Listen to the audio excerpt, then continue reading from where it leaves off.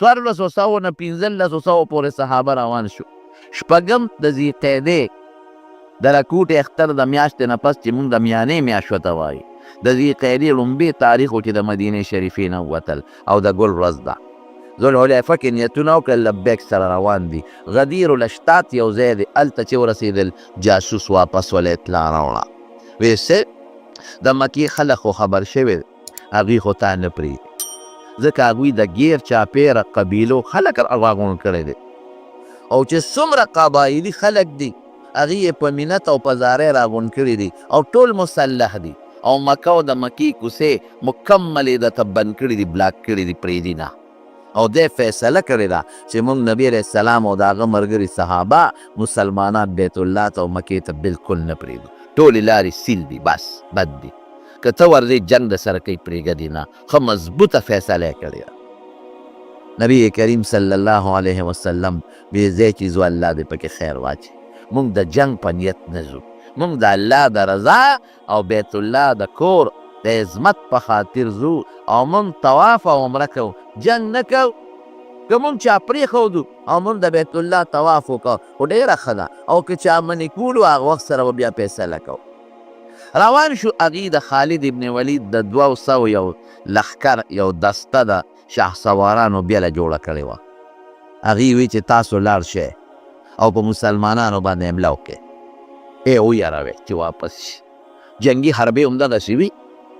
حضور پاک مبارک ته پته ولګېده چې په دې پلانکۍ لار کې خالد ابن ولید د 200 شهسوارانو تورو نیزو سره موږ ته ولاړ دی، نو لاره یې بدله کړه. نو بیا خالد ابن ولید هغه نه چا دی چې وروسته مسلمان شو، نو د هغه د اسلام یو څو وجې دي. هغه وایي یو وجه مې د اسلام دا وه چې ما یو ځای کې د غر شاته پوره انتظام کړی چې مسلمانان به په دې لاره ځي او مونږ خو د اخسونو لښکر یو، پیاده او د اس مقابله خو نه کي، نو مونږ به پرې ناګهاني حمله وکړو، دوی به دل ول به کړو. خو چې مونږ انتظار کو دوی رانلل، چې پته ولګېده هغه عامه لاره یې بدله کړې وه، په بله تلي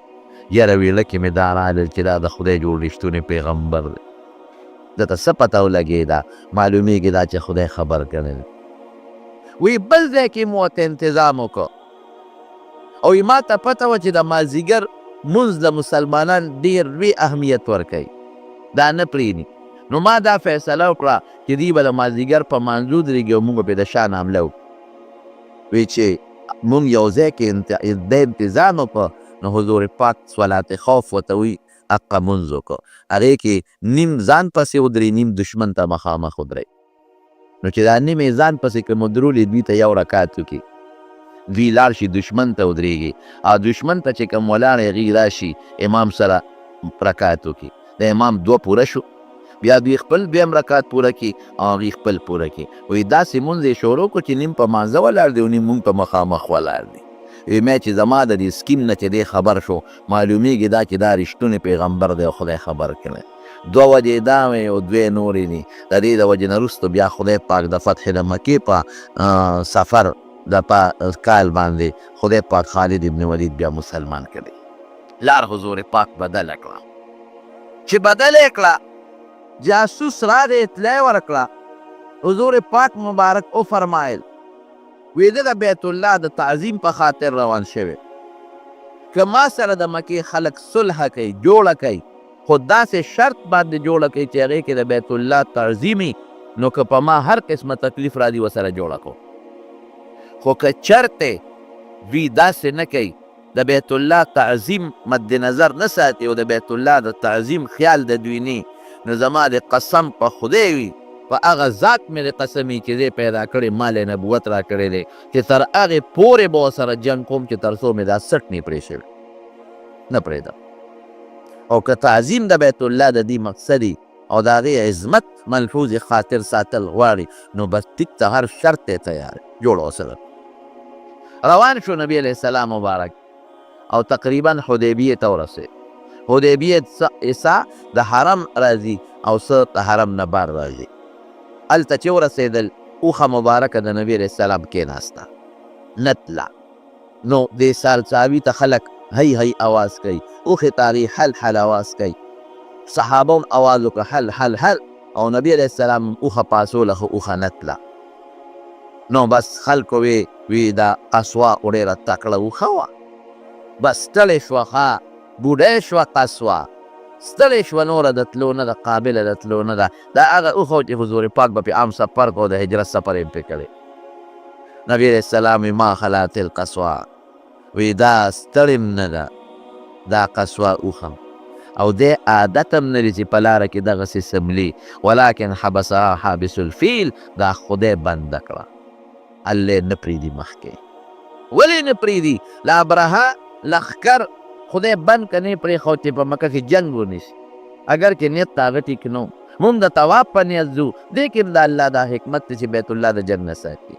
بس اوښې له بیا یو اواز ورکړه، اوښه اوچته شوه او نیغه لاره د حدیبیې په میدان کې سملاسته. صحابه رالل په دې لاره کې حضور پاک ته شکایت وکړ، ویې صاحب اوبه نشته.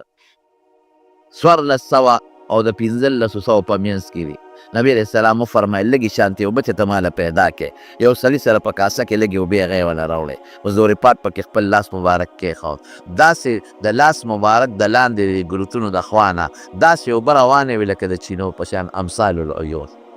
هغه 1400 صحابه هم سیراب شو،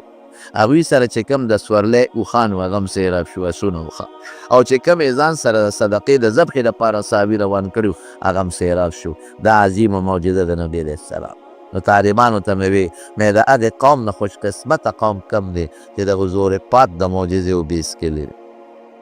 چې د حضور پاک د لاس مبارک د معجزې وبیس کې لري، د هغې نه خوش قسمته قوم بل نشته دی. چې حدیبیې ته ورسېدل، کوی کې لږې شانتې اوبه وې، هغه ته صحابه ور اوچتې کړلې، کوی یې وځلزه او تش شو. رالل بیا صحابه شکایت یې وکړو، ویې سید حدیبیې کې خو یو کوی دی، هغه صحابه وځلزه او قطره اوبه پکې نشته. نبی علیه السلام ویې زه درځم، راغی غشې مبارک یې راواغېسته او هغې په کوی کې وغورځه، او لږې شانتې اوبې خوله مبارکه کې واچولې، هغې پکې وغورځولې. ویې سر پې کېدې، صحابو پې سر د پاسه کېښوده، وی لږ صبر ورته وکړئ، صبر یې وکړو، وی اوس دې سر لر کې اوبه ترې راوباسئ. دومره اوبه ترې صحابه راوویستې چې هغه ټول صحابه هم پرې سیراب شو، صحابي هم سیراب شو، ګډې چیرې هم سیراب شوې، دوی کې هغسې اوبه راکوټ کېږي. دا دوه معجزې د نبي کریم صلی الله علیه وسلم دلته ښکاره شو. حدیبیې ته چې ورسېدل، نبي کریم صلی الله علیه وسلم یو صحابي ولېږه، وی ته داسې وبتې لاړ شه، حضرت خراش ابن امیه رضی الله عنه وی ته مکې ته لاړ شه او د مکې خلکو ته زما یو پیغام ورسوه. د الله رسوله څه ورته وویل؟ ورته ووایه چې دقسې نبي علیه السلام راغلی دی، د جنګ په نیت نه دی راغلی، د الله کور دی، د ټولو خلکو شریک دی، د خدای کور بیا د چالي خاص. اوس هم دا بعضې خلک جومات ته ځمکه وقف کي، بیا وایي دا زما ده او دا زما ده، نه چې جومات ته ځمکه وقف ده خدای شو، هغه د چا نه ده، بیا هر سړی پکې منځ کولی شي، دې کې داسې خبره نه. نو د بیت الله د خدای کور دی، دا د هر چا دی. ورته ووایه چې ما پرېږدی زه عمره کوم واپس سم،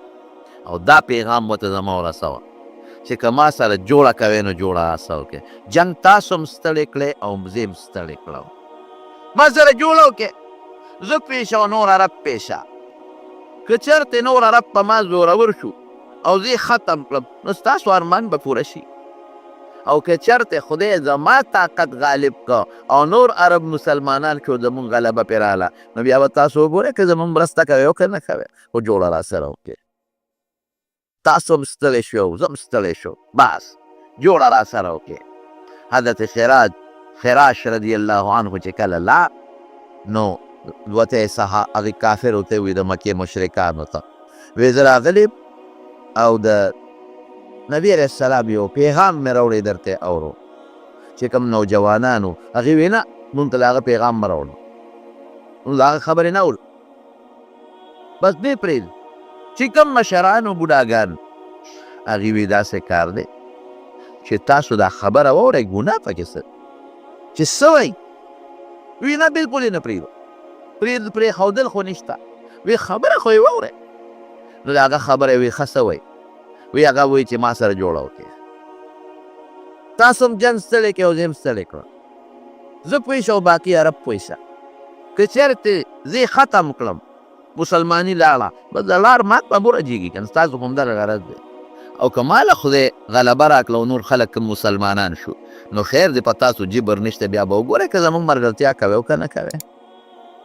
او دا هم ورته ووایه چې موږ صرف عمرې له راغلي، د خدای کور دې پرېږدی چې موږ د عمره وکړو، وسله هم نه دې راوړې، واپس به ځو. او دا هم ورته ووایه. او بل دا چې هلته کوم غریبانان بعضې غریبانان مسلمانانو په مکه کې، هغوی به د مشرکانو والته کړل، پټ مسلمانانو نه یې راپرېښودل مدینې هجرت ته. نو د خراش رضی الله عنه ته یې وی هغې ته بیا یو زیری ورکړه چې تاسو ته لږ وخت پاتې دی، انشاءالله چې ان قریب خدای پاک مونږ له دا مکه راکوي.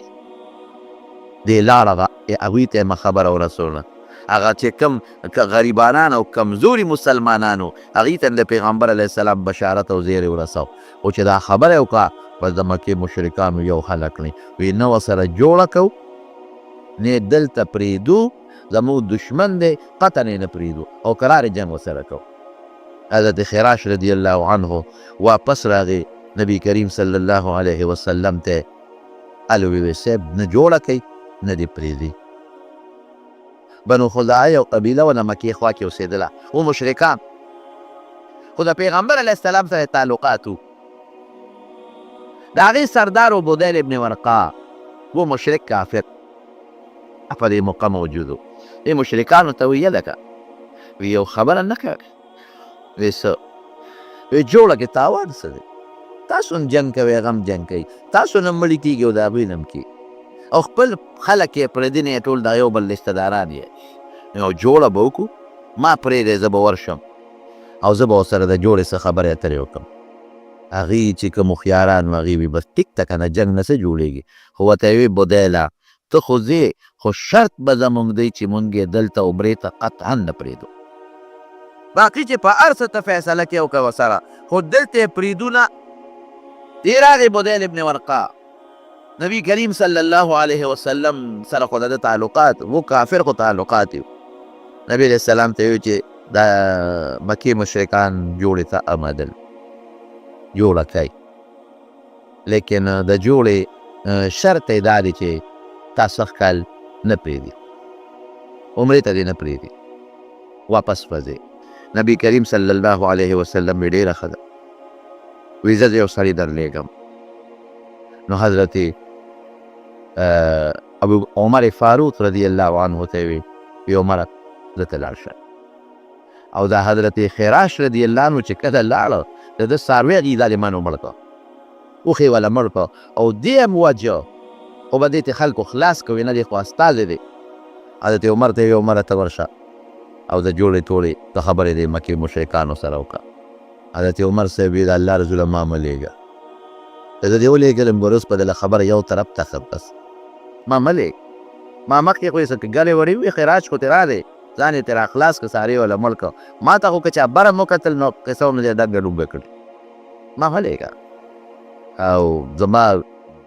قصې پیسې ده لګي، زما که منې خو بس زه چې پرې ورځو بس هر څه چې کېږي هغې یو خدای یو عجیبه جذبه پیدا کړې. دوی څوک ولېږم؟ حضرت عثمان ولېږ، دی صابره، عثمان کې صبر ډېر زیات و رضی الله عنه، او رشته داران یې په مکه کې شته، نو حفاظت پرې نه. نبی علیه السلام حضرت عثمان رضی الله عنه ته وی زه ته لاړ شم. چې لاړ د مکه کې د ده رشته دارانو مشرکان د هغې په پناه او په امان کې ورداخل شو. چې ورغې وی تاسو د جوړې خبره نبی علیه السلام هم کوي او تاسو هم کوئ، زه راغلی ځای ته جوړه جاړه وکړه، او نبی علیه السلام د عمرې په نیت راغلی دی، اوس یې پرېږدی. ګورې تا سره چې جوړه کوې نو څه ناڅه هغله خو یو عزت ورکوې که نه، بس تاسو نه درکړي، تاسو هغله یو عزت ورکوې. ګډ عزت د هغه دا دی چې پرېږدی چې دا عمره وکړي. هغې ورته ویې که ته عمره کوې نو وکړه، تا ته اجازت دی ځه، خو که هغه راځي نو قطعا یې نه پرېږدو عمرې ته. د ده خبرې ورسره لږې تېرې شوې، بس هغوی کلک ونیوه، په کوټه کې یې بند کړه. نبی کریم صلی الله علیه وسلم ته اطلاع غلطه راورسېده، چا ورته ویل چې عثمان پرې شهید کړه.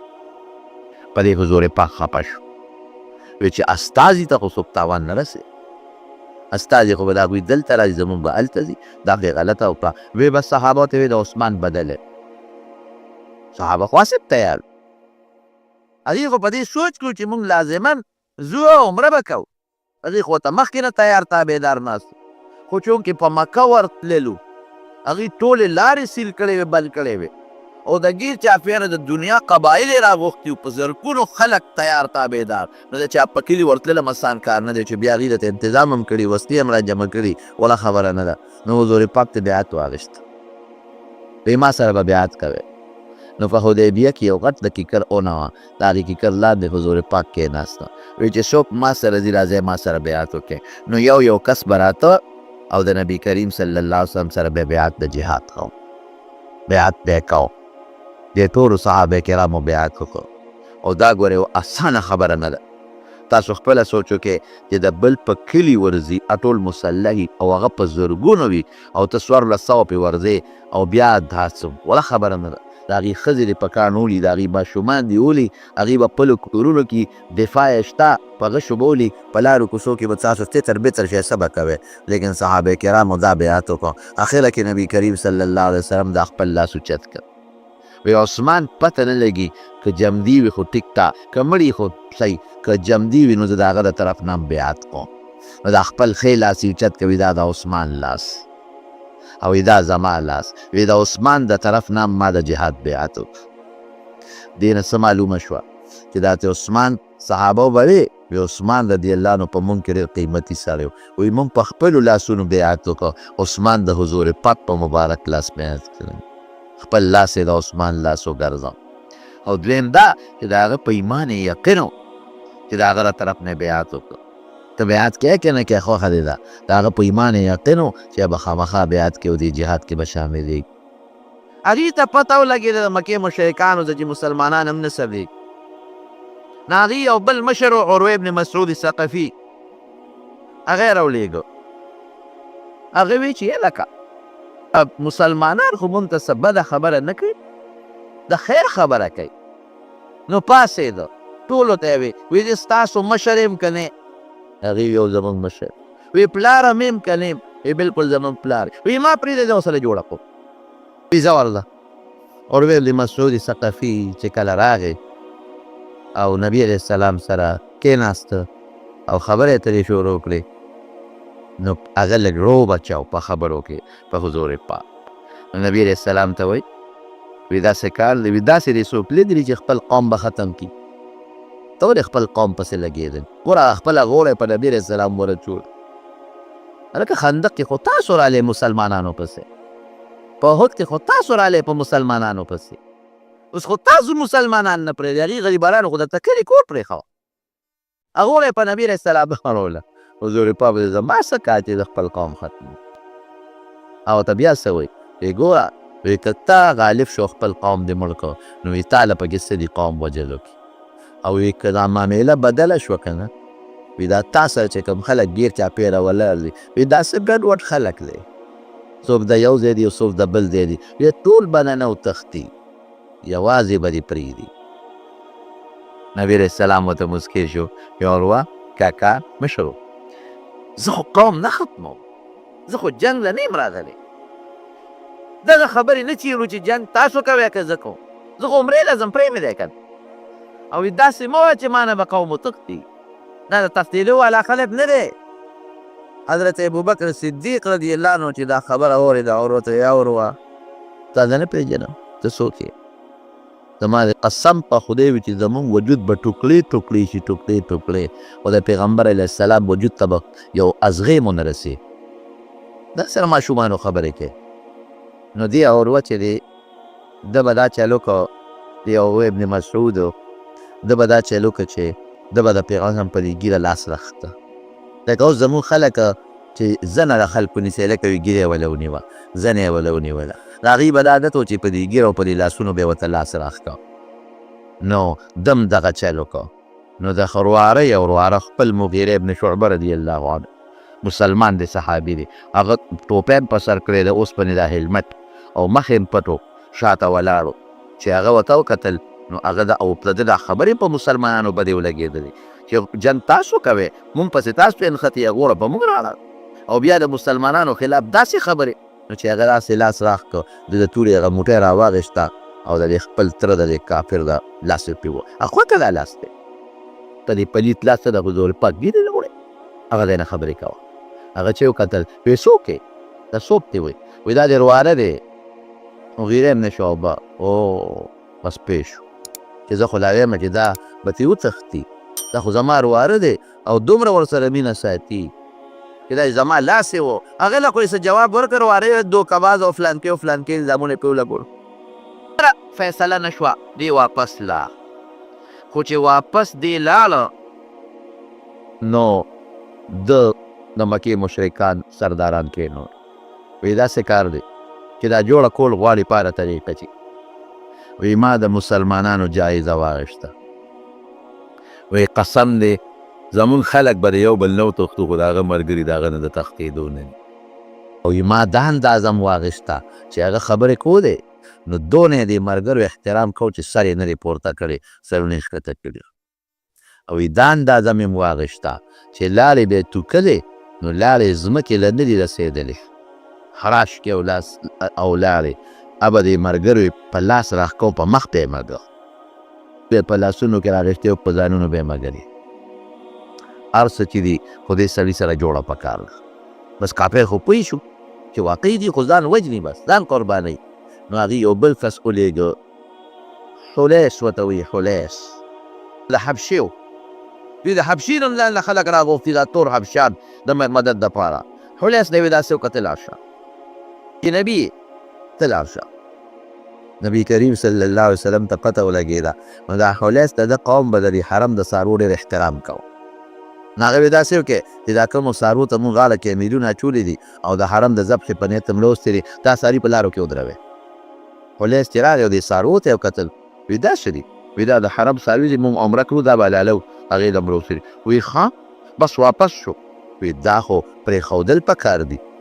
چې لال د مکې کافرو ته یې وایي داسې کار دی چې هغوی خو څاروي روستې دي او غاړه کې ورته میلونه اچولي دي او هغه خو به راولي عمره به کوي هغه به حلالوي نو دا څاروي به تاسو دوی ته واپس کوئ عمرې ته یې نه پرېږدئ پرېږدئ چې خپله عمره وکړي زه خو ترې واپس رالم هغې ورته وایي بانډیسیه پوه نه شوې بانډیسیه دوکه شوې وایي ښه د بانډیسي بس خپل قوم ته یې ځئ چې ځو د مکې د مشرکانو ورودوی نو مدد نه کوو بیا رضا که کښېنو نو سهیل ابن عمر دا پکې مشر و دی ولېږه وایي ده ته لاړ شو خبرې ته وکړه سهیل ابن عمر راغی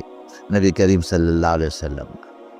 حضور پاک تپوس وکړي دا څوک راغلی دی وایي سهیل دی وایي سهل الله امورنا وایي انشاءالله زمونږ کارونه خدای آسان کړل سهل د اسانتیا نه وتې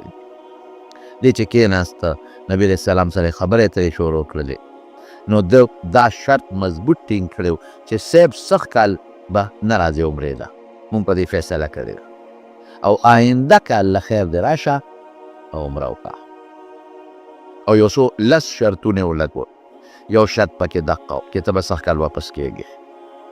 دویم شرط پکې دا و چې که زمونږ نه یو سړی در وتښتېد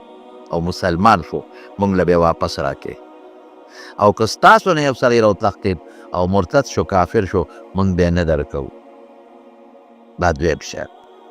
دریم شرط څه دی آینده کال چې راځې وسله به نه راوړې عمره به وکړې تورې به د سړي اب هم تیکو کې بندي او 3 ورځې به کې به ځان فارغوی واپس مدینې ته ځې د دې صلح به 10 کاله مودی د یو بل دوستانو باندې به حملې نه کوو داسې سلس شرطونه چې دا شرطونه کله لګول صحابه وویل دا چې ته مونږ منو زمونږ نه به سړی راوتښتي تاسو به یې نه راکوئ او ستاسو نه به راوتښتي مونږ به یې درکوو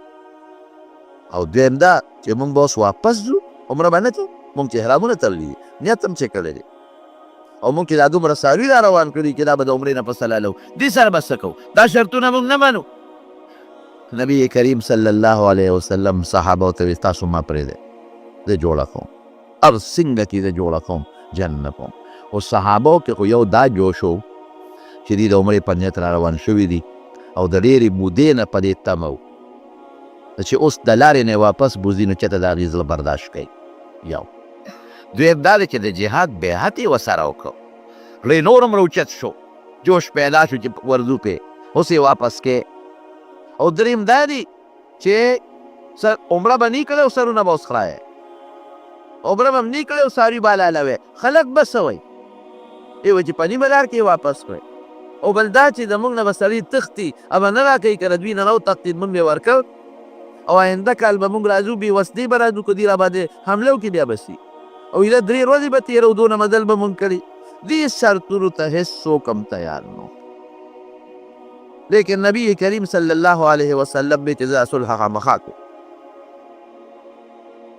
حضرت عمر فاروق رضی الله عنه کې دومره جذبه وه چې راغی نبي علیه السلام ته مخامخ کېناستم وی د الله رسوله وی ته د خدای رښتونی پیغمبر نه وی یم وی تا له مونږ ته نه ویلي چې عمره به کوو وی ویلې مې دي وی ولې واپس ځو وی تا ته ما دا ویلو چې سږ کال به عمره کوو ما خو تا ته ویل چې ما خوب ولید او په خوب کې ما ته الله اجازت د عمرې راکړی دی زه خو را روان شوم په دې تمه اوس چې خدای مې نه پرېږدي واپس کوي مې زه څه وکړم ور دومره جوش کې دی وی دا په اسلام کې دومره بې غیرتي ولې مونږ برداشت کوو بې عزتي دومره ولې برداشت کوو چې زمونږ سړی به دوی مونږ له نه راکوي او د دوی هغه به مونږ ورکوو وی عمره وی زما د دوی نه چې کوم سړی ما له راغی نو زه به یې ورکړم خدای به وله لار راوباسي او که زمونږ نه یو سړی دوی له لاړ او مرتد شو زه پې څه کوم ډورا دی نه کې کافر دی نه دی راکوي وی ښه من به آینده کال 3 ورځو له راځو تورې به م په تیکو کې وي او بیا به واپس به ځو حضور پاک په ته یې عمره غلی شي ما ته چې الله څه وایي زه د هغې تابعداري کوم دویمه خبره ما کې نشته بس ما ته الله داسې وایي زه داسې کوم پاسې د موقع اخوا کېناست وی دا خو زه نشم برداشت کول دا خبرې چې کېږي دې کې د دغې سهیل کې د کافرو نماینده دی د هغې زوی ابي جندل رضی الله عنه په زنځیرونو یې تړلی او پات کړو راغی مسلمانانو ته یې ځان د ورسو رامنډی کړی وی ما خو ځان د ورسو زه خو دا د دوی دومره وهلی یم او ټکولی یم او زنځیرونه یې راته اچولی دي ځان مې راخلاص کړه او تاسو له مې راورسو دا زنځیرونه ما نه اوس پرانیځي هغه پلار پرې د کافرو مشر دی نماینده دی راپاڅېدو دا سهیل دا زوی چې کوم دی ابو جندل په دې مخ یو څو څپېړې وو او کلک یې ونیوه اخوا یې کړه دې خوا شه نبي علیه السلام ورته دا پرېږده دا هلک نه پرېږده تا ما سره شرط یې خلي چې زمونږ کوم سړی درشي نو ما ته به یې واپس کوی به دې به تاسو نه بوځئ ما به واپس کوی نبي علیه السلام ورته ګوره ما خو لا لیکل نه دي کړي خبرې جاري دي فیصله لا پوره نه ده شوې وی که دا زوی نه راکوی نه کوم جوړه حضور پاک ورته وی ښه داسې وکړه چې پیسې به یې درکړم دې ما ته پرېږده وی نه هلک وی ښه یو غلام به په ده په عوض کې درکړم وی نه هلم وی ښه ته خو مشر یې د عربو یو لکه موږ یو سړي ته وایي لکه ته خو پښتون یې خبره ومنه کړه نو ته خو یو لوی عربي یې د عربو مشر یې نو زه درته منت کوم درخواست درته کوم د خدای لپاره دا یو ما ته پرېږده وی نه یې پرېږده دې به خامخا راکړې نبي علیه السلام حضرت ابو جندل ته وی خفه کېږم ما شرط ایښی واپس کوم دې ورته پاڅېدو ټول 1500 صحابو ته درخواست کوي استغاثه کوي او ټولو ته چغې وایي ای صحابو تاسو ما واپس کوئ دې کافرو ته او لمن یې اوچته کړه وی دې ملا ته مه وګوره دې په اسلام څونه والی ما او که اوس هم ورکړم وجنې مې پرېږدي مې نه تاسو مخکې رایې دې پلار والم او په زنځیرونو یې تړلی ما زما دې تاسو سره نشته تاسو ما نشئ قبلولی تاسو یاد وساتئ صحابه کرامو جلل خو د حضور پاک مخکې غږ نشو کولی یو کس د 1500 صحابو نه فریاد کوي لیکن څوک یې ګوتې نشي وروړلی یو کس 1500 صحابو ته استغاثه کوي چې ما قبول کې څوک یې نه قبلی ایمان هم دغسې ایمان دی که د دې زمانې څوک و به چې پرېږده دا مسلماني مې قبوله نه کړه دا مسلمانۍ څوک و صحابه جاري د منځ موقع نه پاڅېدل چې دې منظر ته نه شو کتی زمونږ مسلمان رور دی څومره تکلیفونه پرې تېر دي ملی زخمي ده وجود ته یې څکلی او زنځیرونه لګېدلي دي او دې مونږ د خپله لاسه نیسو کافرو ته یې واپس ورکوو لیکن حضور پاک تسلي ورکوي ابو جندله هېڅ فکر مه کوه تا اسلام د الله دپاره قبول کړی تا ځان الله ته سپارلی دی نو زه دې خدای ته سپارم هېڅ فکر کې ونه کې الله به دې مدد کوي زه دې ورکوم فکر مه کوه الله به دې مدد کوي واپس یې کوه چې خط یې بیا لیکه نو خط کې لیکلي بسم الله الرحمن الرحیم هغه سهیل په اعتراض وکړه وی دا رحمان او رحیم څه ته وایي دا خو زه نه پېژنم هغه زاله طریقه باندې بسم الله ولیکه دوی به بسمک اللهم لفظ لیکه هغسې ولیکه وی ښه ده هغسې ولیکه چې لیکه هذا ما قاضى علیه محمد رسول الله دا هغه ده چې فیصله پې محمد کړې ده صلی الله علیه وسلم چې د الله رسول سهیل ورته وایي دا رسول الله کټ کړه، که ته موږ د خدای رسول منلې بیا د سره جنګ ولیکو. داسې ولیکه چې محمد د عبدالله زوی دا رسول الله ته کټ کړه. حضرت علي صاحب وایي چې قسم په خدای کې کټ کړم، لیکه دغه په نبی علیه السلام وی زما دې د الله په ذات قسم کې زه رسول الله، د الله په ذات مې قسم، اگر که تاسو مې نه منئ خو زه رسول الله. علي صاحب دا روان کا وی نه قسم په خدای که روان کا. وی ښه ماله راکړه. خو په حق خو نبی علیه السلام نه پوهېده، وی ما ته وښایه، هغه ټکې ورته وښونه، هم په خپل لاس مبارک روان وی ولیکه چې محمد بن عبدالله هذا ما قاب علیه محمد بن عبدالله صلی الله علیه وسلم، چې دا هغه دی چې محمد صلی الله علیه وسلم د الله د عبدالله زوی دا لیکل وکړه. خط یې ولیکه دوه، یو یې بوی له ورکړه، یو یې ځان سره پرېښود. او نبی علیه السلام خو صحابه خو پریشان خفه دي، صحابه ته یې حکم وکړه سرونه مه خورایه، او څاروي دلته حلال کېدی چې ځو مدینې ته. صحابه چېرته تلل؟ صاحب راغلي د عمرې په نیت چې واپس کړل، عمره به هم نه یې کړ، څاروي خو به عمرې نه پس حلالو، دلته یې څنګه حلالو؟ سرونه څنګه وخورو؟ عمره خو مونږ لا نه ده کړې. او د جهاد بیعت یې رانه واخېست، اوس مونږ ته وایي چې واپس ځو. په خولې یې غږ نه کو، یو بل سره لګیا دي چې مې ګویې شروع دي، دومره جذبه ده په هغې کې. او بیا چې ابو جندل یې واپس کو، هغه منظر چا کتی شو. او زمونږ کس به دوی به نه راکوي، دوی به راځي مونږ به ورکو. نبي علیه السلام ډېر غمجن دی. حضرت ام سلمه رضی الله تعالی عنها ام المؤمنین دا ورسره وه، د هغې خیمې ته نبي علیه السلام ورننوت، غمجن و. وی د الله رسول ولې خفه یې؟ ام سلمې صحابه مې خبره نه مني، زه ورته یم سرونه وخوره، څاروي یې لال کې. وی صاحب د الله رسوله دی اوس هم په دې تمه دي چې نبي علیه السلام به خپل شرط مات کړي او په مکه به ورشي. خیر دی غمجن دي، خفه کېږه ته مه. راغلی د عمرې په نیت کې اوس نیمګړی واپس ځي. د جهاد بیعت وکړه، جهاد ونه شو، او شرطونه هم په ظاهر کې زمونږ خلاف دي. نو ستا څه خوښه ده واپس ځې؟ وی او وی لاسې وکړه چې خپل څاروي یې لال کړه او خپل سر مبارک ته وخورایه، د دې تمه به ختمه شي، په خپله به عمل شروع کړي. ستا د حکم خلاف ورزي نه کوي، خو په دې تمه دي چې نبي علیه السلام پکې په دې خپله فیصله کې نظر سالي وکړي او دا فیصله ختمه کړي. بس نبي سم نعي ته اواز کړي راشه زما سر وخورایه. چې سر یې وخوری او بس وی ساوی راوه چې زه ذبحه کړم. بس فورا صحابه کرام پوه شو چې اوس خو بس مسله ختمه شوه، لرې سرونه مو خورئ او ساوي هم ذبحه کړل، احرامونه یې لر کړل، او د دې عمرې نیت یې کړی، دی به قضا کوي آینده کال. او دقه ځای کې چې احرام تړلی دی او بیا عمره ونه کړي او په دا میانځ کې ختموي، نو قانون یې دا دی چې یو ګډ به حلالوي، څاروي به حلالوي. بس څاروي یې لال کړل، چپ چاپ صحابه را روان، پریشان، هټ نه کوي چې په لاره را روانو. نبی کریم صلی الله علیه وسلم باندې خدای قرآن شریف کې آیات نازل. وی عمر ته آواز کې، حضرت عمر وی ما وی چې ما خو لږه تیزي کړې ده او زما په حق کې به خامخا قرآن شریف نازلېږي او خدای خبر چې ما سره به خدای څه کوي. وی حضور پاک راله آواز ورکړي راشي چې راشي. وی چې ورغلم وی ما ته عمره خبرې د الله رسوله څه چل دی؟ وی ما باندې خو الله یو صورت نازل کړ، هغه ماله د دنیا د قیمتي مالونو نه بهتر دی. د الله رسوله څه صورت دی؟ وی دا صورت نازل شو انا فتحنا لك فتحا مبینا، چې تعالی خدای دا حدیبیې صلح فتح عظیم دی. وی ښه د الله رسوله فتح ده او فتح ده، ته ګوره دې کې زمونږ کامیابي ده. بیا صحابه کرام خوشحاله شو، او د هغې صحابو چې د بیعت یې کړی و د کیکر د اونې لاندې د هغې په حق کې آیت نازل شو، لقد رضي الله عن المؤمنین اذ یبایعونک تحت الشجرة. د اونې لاندې چې کوم مسلمانانو در سره بیعت کړی دی، د دې ټولو الله خوشحاله دی، د الله خوشحالي جنت دی. اذ یبایعونک تحت فعلم ما فی قلوبهم، د دې فضل الله وایي زه خبر یم، خدای ما سره دی، زه زما دین سره دی. فانزل السکینة علیهم، خپه خو ډېر خو الله پې اطمینان نازل کړ، مطمئن یې کړل. واصابهم فتحا قریبا، خدای ورله نږدې فتح ورکړه. څومره دی پس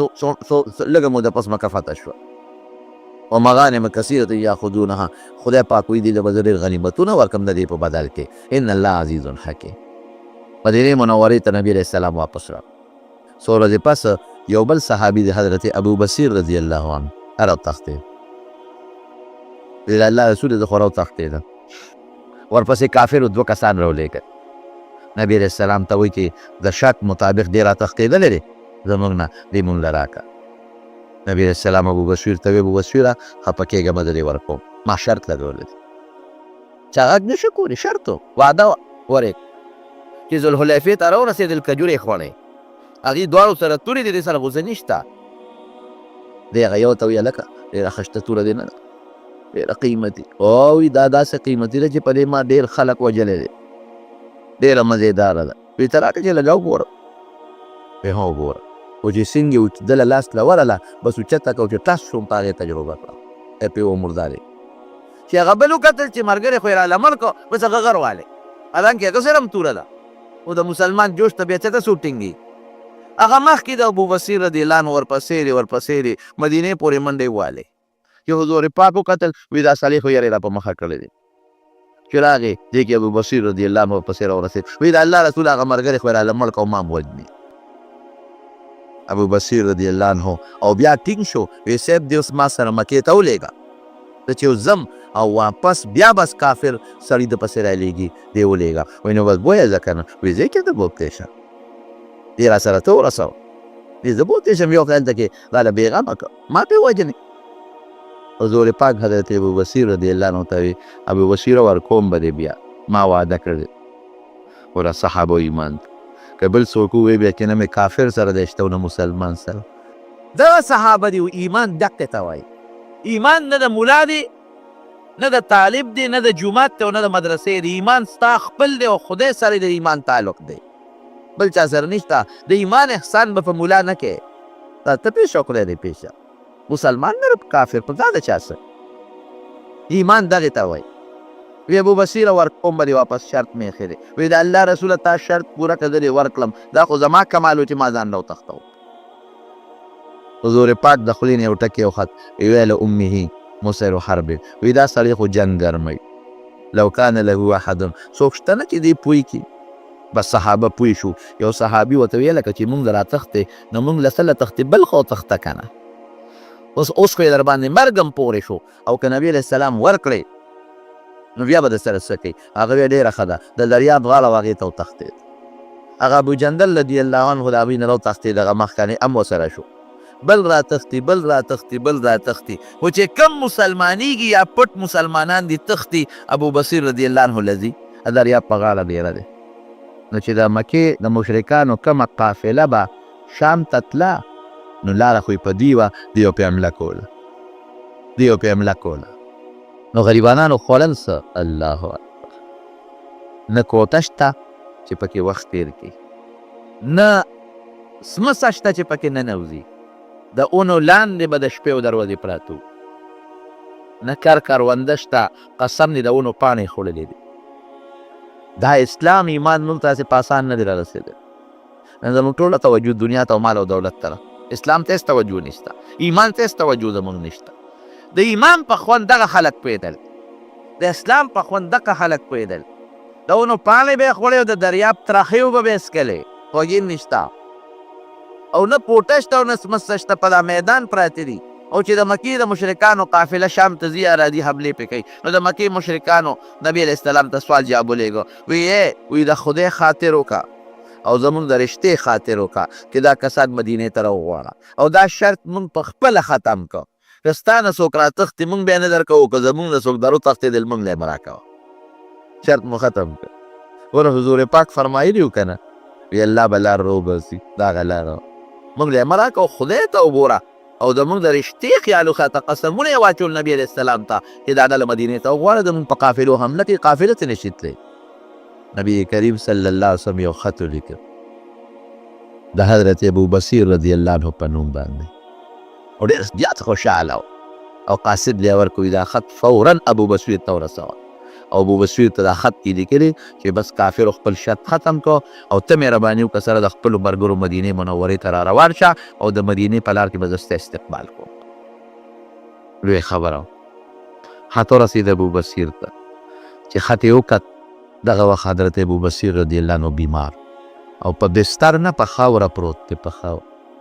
څادر نشته بستر نشته خوارانو سره څه دي خو دغه یو کمیس یې اچولی دی یا لږ دیواله دی په خاورو د پاسه پروت دی او ناجوړه دی ډاکټر حکیم هم نشته چې علاج وله وکړي نه دارو درمل شته چې وخوري چا ورته وی ابو بصیر مبارک دی شه ولې قاصد ورته وایي حضور پاک ستا دپاره خط کافرو شرط ختم کړو دا خط نبی علیه السلام را لېږلی دی دا وګوره او حضور پاک درته خط کې لیکلی دی چې شابه زر راځه سره د ملګرو زه به د مدینې په لاره ستا استقبال کوم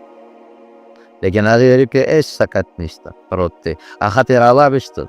او ښکل یې کړه او دې سترګه واړوه په دې سترګې یې کېښود او یا الله زه ستا اوس هم په دې شکریا ادا کوم